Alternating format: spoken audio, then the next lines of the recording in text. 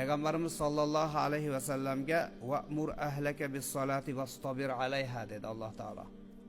Sen o'z ahlingni, ya'ni o'z qavmingni, ummatingni namozga buyur. Payg'ambarlarga bo'lgan vahiy ummatlarga ham taalluqli. Va ana shuni ustida sabrli bo'l dedi.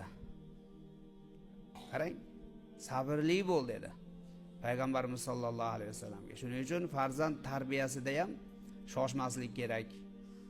Ash-shababu shu'batun minal junun dedi Payg'ambarimiz. Yoshlik jinnilikdan bir nishona dedi. Yoshlikda endi har xil narsa bo'ladi. Shoshib ketib oq qildim, ko'k qildim demasdan sabr ekanda. Va'mur ahlaka bis-solati vastabir alayha dedi Alloh taolo. O'z ahlingni namozga buyur va uni ustida sabrli bo'l. Farzandlaringni namozga buyur, qizlaringni ro'mol o'rat. Hamma narsada shu sabr kerak ekanda. Sabrsiz hech bir ish bo'lmaydi ekan.